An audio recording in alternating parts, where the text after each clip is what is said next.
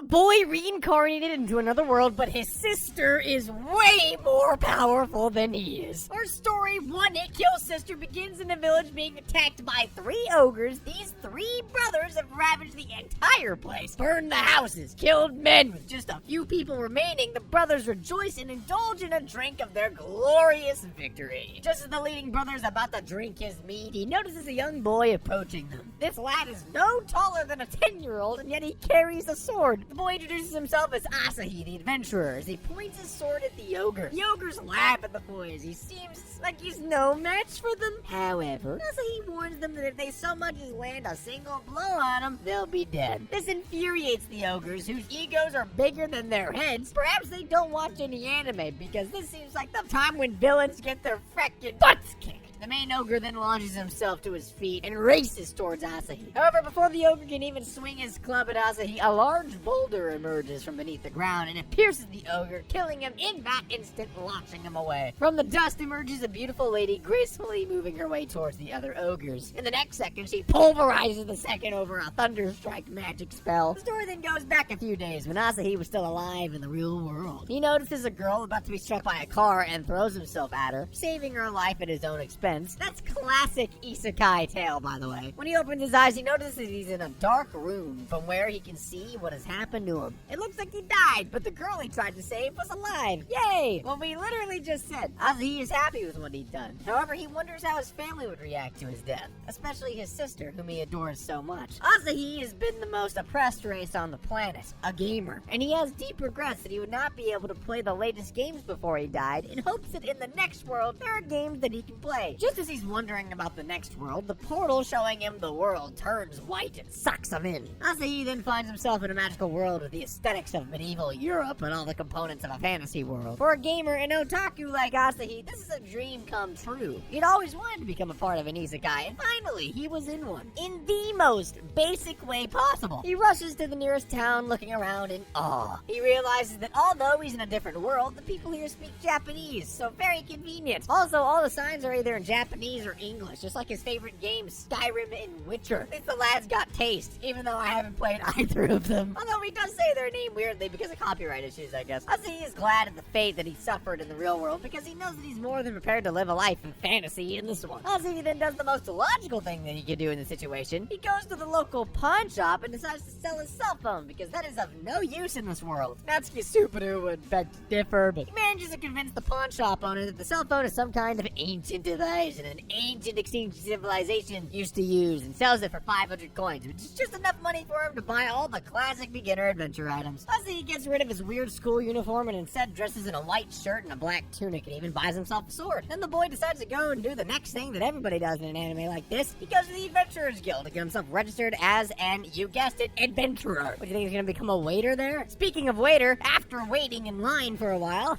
Asahi meets up with the receptionist of the Adventurers Guild and manages to get himself registered as an adventurer. It was nothing changed between the last sentence and this one. I don't know why you were expecting. He's given the rank of a rabbit adventurer, which is apparently the lowest rank in this fantasy world. At least they're creative with their naming scheme. Asahi doesn't mind, however. He knows that in any fantasy world or fantasy game that they need to start at the bottom. But since he's the MC, he knows he's gonna climb up very, very soon. It's painful how self-aware he is. He gets himself a mission to kill a few monster rabbits and heads out into the wild. Unfortunately for Asahi, instead of killer rabbits, he runs into a wyvern. One of the most difficult and most dangerous monsters out in the wild. He knew something like this could have happened to him because he's the MC, but for some reason this just feels different. The wyvern attacks him as expected, but he can literally do nothing to save himself but run. He takes a glance at his abilities and realizes that he's just freaking utterly useless. He realizes that all of his stats are super low, and he only possesses one ability, which is stone throwing, and it's level 1. Believing that maybe he has some kind of super magnified effect, because after all, he is the hero, Asahi decides to throw a stone at the wyvern, only for the stone to travel barely a meter,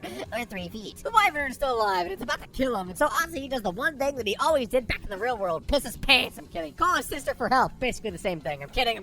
As the boy cries for his sister, a magical seal appears around him, and soon from the light, his sister appears, startling both him and the wyvern. You gotta feel bad for the wyvern at this point. I mean, he basically had the meal on lock. After a moment's pause, the wyvern comes to attack again, but Maya, Asahi's sister, seems to be agile enough to avoid his attacks. She summons it all to her hands and just a single blow, she manages to take down the wyvern. And that's also basically how this anime got its name. One Punch Man, but it's a sister. When the dust settles and the wyvern's defeated, Ozzy cannot believe that his sister is actually here. After all, he thought he was dead, and so he thinks that she's just an illusion. However, he is wrong. Just like she used to do in the real world, Maya jumps onto Ozzy with a bit too much affection. Affection that you would probably only see in states like Alabama. With all those irritating kisses and hugs and snuggles, he knows that this is the real deal. This is his sister. When the whole ordeal is over, Ozzy asks his sister how she got here. It turns out that Ozzy did not die in the accident. Instead, he was in a coma and he was taken to the hospital where Maya had been taking care of him day and night. One night, she heard him talking to himself in his coma about a magical world, and she realized that perhaps his soul was trapped in another fantasy land. So she did what she thought was the most logical thing to do. Banged her head in the wall next to Ozzy and practically killed herself to get into this world.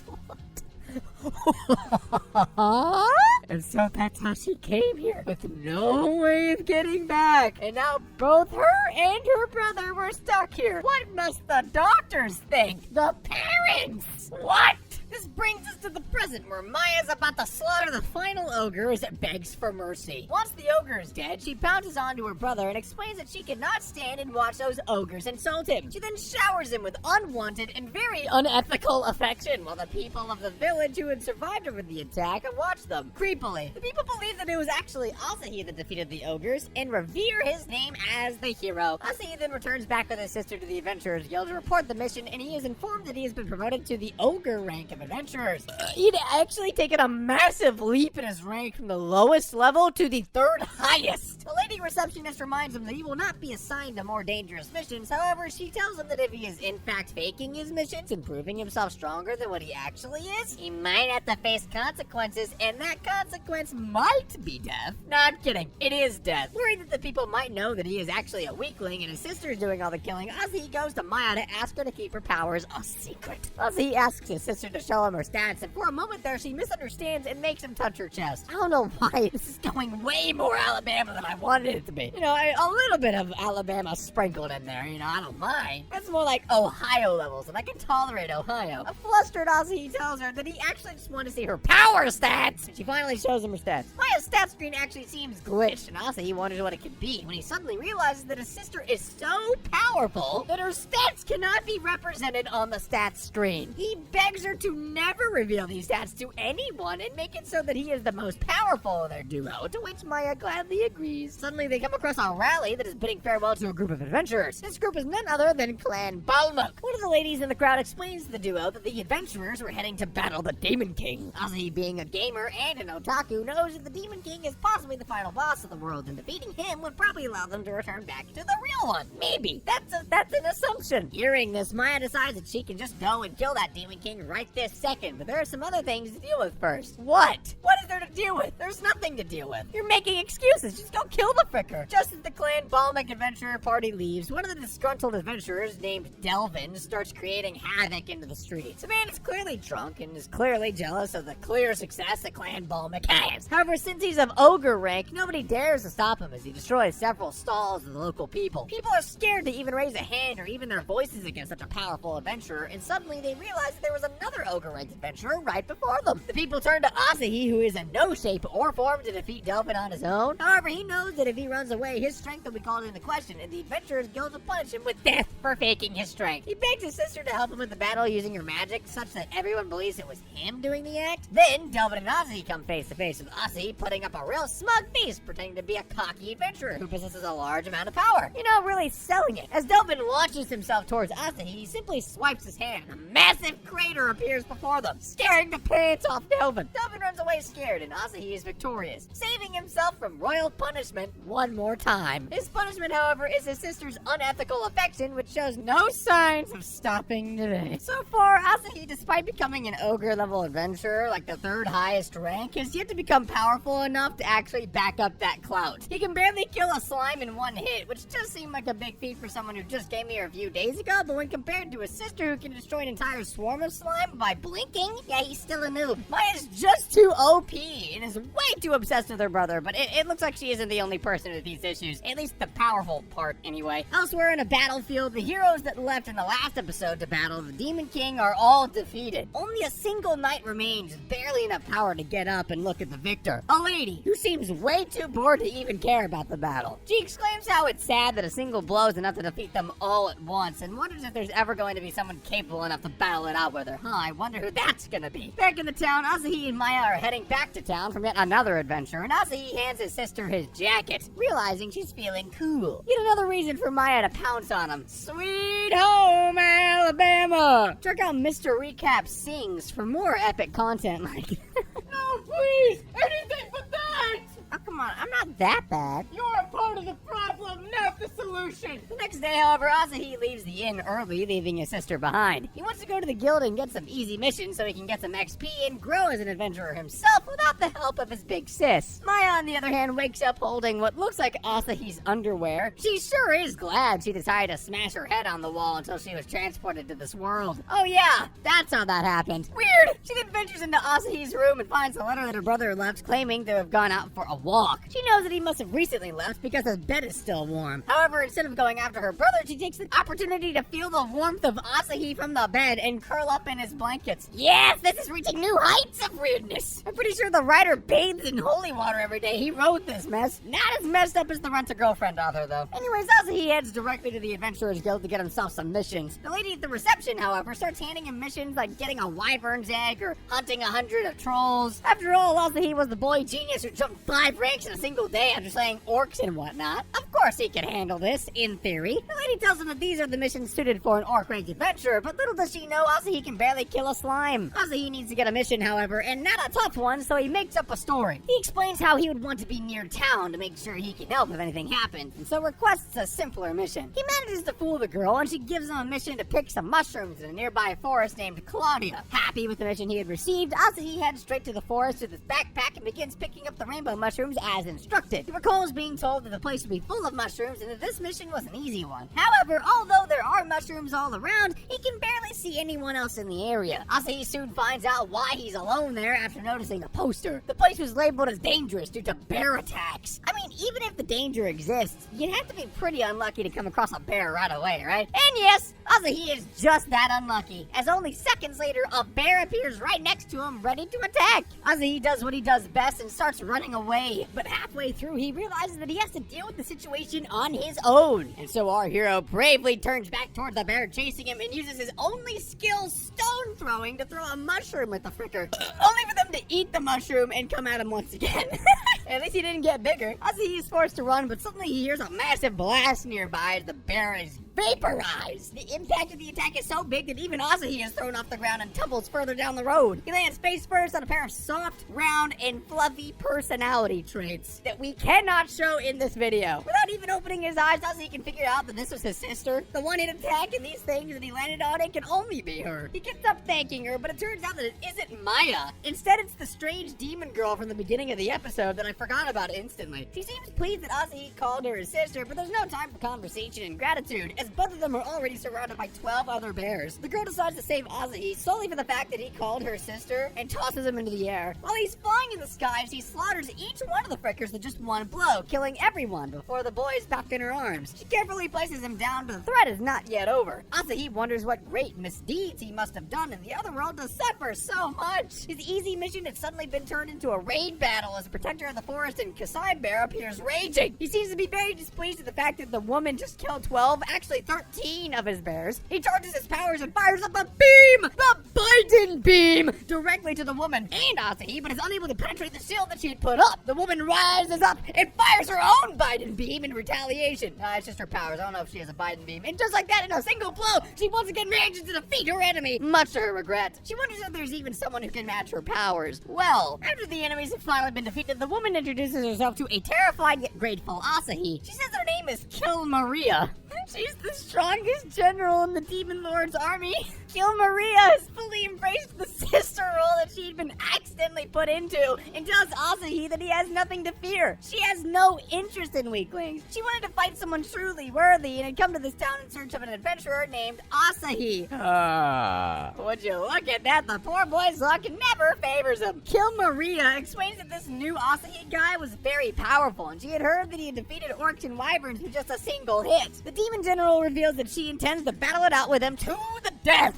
Hearing her words, Asahi is already crapping his pants. He tries to sneak away as she speaks, but unfortunately for him, his adventurer's card/coin falls down and rolls right up to kill Maria, who picks it up. She finally finds out that Asahi was the same guy that she was looking for, and she calmly chases him around as he tries to run away. Seriously, bro, she's a high-level demon. You think you can just escape her on foot? Props to your bravery and wit, my friend, but you're frickin' dumb. Just as Kill Maria catches up with Asahi, a massive boulder lands in between them, and Asahi is once again thrown off by the impact and lands on yet another chest. This time he knows it's his sister's. Maya had arrived there sensing he was in danger and is appalled by the fact that a woman with such revealing clothes is chasing her brother. She explains that she understands her motives. Clearly Asahi is too cute, but to wear indecent clothes like this, she just can't take. Clearly the words of a hypocrite, I assume. Anyways, the two women battle it out, with Kill Maria finally getting a taste of a battle with someone that doesn't die in one hit. She gets fired up and even realizes that all of Asahi's fame must be because of Maya's accomplishments. The two women exchange blow after blow and seem to be well matched for each other. One thing to point out is that while Kill Maria has really cool names like Cruise and Shadow for her attacks, Maya's attacks are just named Big Sis Attack or Big Sis Cyclone. Not that naming an attack in itself isn't cringe, but at least have some creative influence and not base your entire personality on being a sister. Oh wait, that's the whole point of the anime. Anyways, moments into the battle, Maya takes control and finally has the upper hand. She then manages to defeat Kill Maria after somewhat of an intense battle. The demon general is defeated and demands that she be killed. However, just as Maya is about to do so, Asahi steps in, stopping his sister. Maya thinks that perhaps his brother wants to kill the demon himself for the XP, but Asahi simply wants to let her go. He remarks that he was saved by her, so they must repay the debt, and after all, he did call her sister, so he needs to protect her too. That's so bad logic. Maya complies with her brother's request anyway, and so does Kill Maria, as all of them then head their separate ways, but one can only wonder if Kill Maria will be back later in the series. Probably, very much so. Who am I kidding? Today, Asahi's trying to attack a goblin to gain some XP. The only thing is, he can't win against a weak goblin. After falling down a massive drop and attacking it with his only main attack, stone throwing, Asahi manages to take 2 HP off of its health. Spoiler alert, it has way more than 2 HP. The boy soon finds himself surrounded by a horde of goblins, but his sister swoops in to his rescue. With only a single blow, she manages to kill the entire group of goblins without even trying. And it would be great to have a sister like her, right? I mean, she's super OP,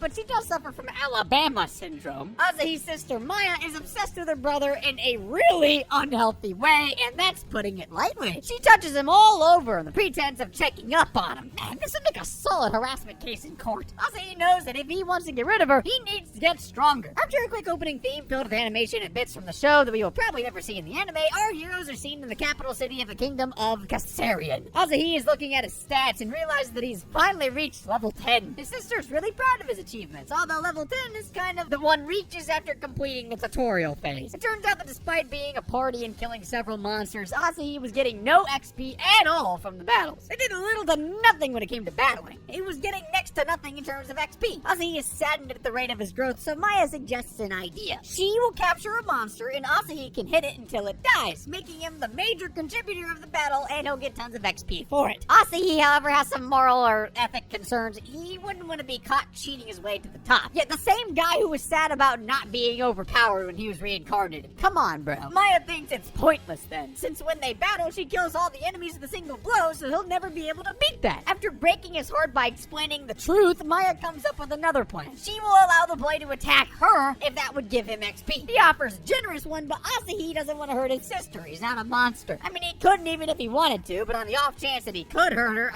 physically, you get it, right? Maya gets another opportunity to fawn all over her brother and pounces on him for being so kind. Seriously, girl, find a hobby! While she grabs onto him very illegally, our hero realizes that upon reaching level 10, he had gotten a new skill, escape. He uses this to get rid of her, which turns out to further excite his sister, and what happens next is perhaps not something we should discuss out in the open. Oh Lord, please forgive our sins. Lol, know. You're not a lord. How do you know that? The next day, Asahi goes to the Adventurers Guild to get some easy missions that he can do. Then he realizes that he can form an actual party with adventurers and enjoy the isekai life to the fullest extent. Sure, he couldn't be the strongest person in the world, but at least he could form an actual party with adventurers and bond with people close to his level, embark on a life-changing journey, maybe even romance. Asahi doesn't want to miss out on that. He looks up some party requests, but most of them require skills, and several of them are just shady ones. He then goes up to the receptionist, who asks him if he was looking for a party. Asahi acknowledges this, and she explains that for someone as strong as him, he should aspire to be in a party like the Falmung Heroes Party. It has the best adventurers with the most tactically divided tasks: Gordon the Tank, Siegfried the Hero, Shulane the Elf, and Mimosa the Mage. All top-ranked adventurers and the best hero squad ever.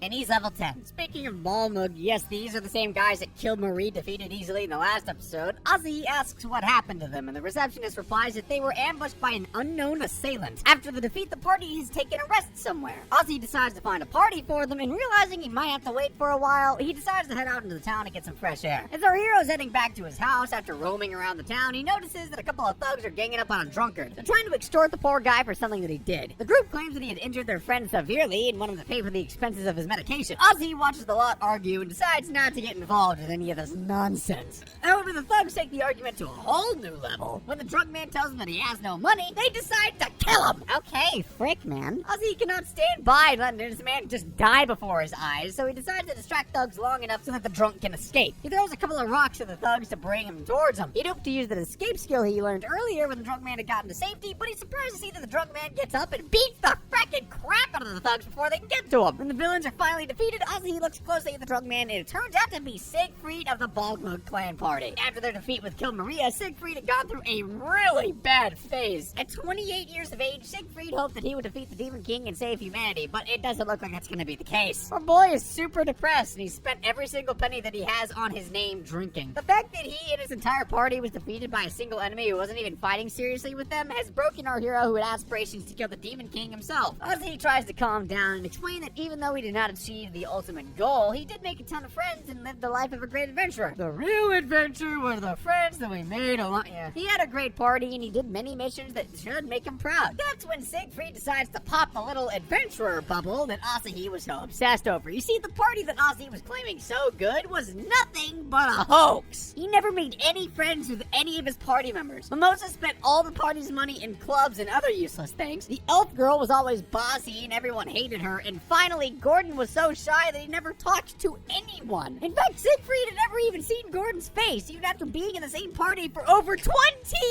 years. And finally, after they'd been defeated by Kill Maria, their party had spent everything all at once. So he advises Asahi to not fantasize over adventuring parties. Asahi mulls over Siegfried's drunken ramblings and decides to keep his hope on finding a good party. His optimism even inspires Siegfried, who remembers the days of his youth when he too was excited about adventuring. Asahi then remembers back to the Adventurers Guild, where the receptionist immediately tells him that he needs to go on a mission. She tells him that there are a bunch of wyverns in a nearby village causing havoc and he needs to get there in time. Asahi wants to go get Maya, but there ain't no time for that. The receptionist puts him on a carriage and sends him straight to the village before he can utter a single word. Next thing we know, Asahi's in the middle of a village surrounded by 3 massive wyverns ready to kill him at any moment. He begins devising a plan to escape the clutches of these wyverns somehow, but it looks very unlikely. Suddenly, a massive lightning bolt kills all the wyverns in one shot.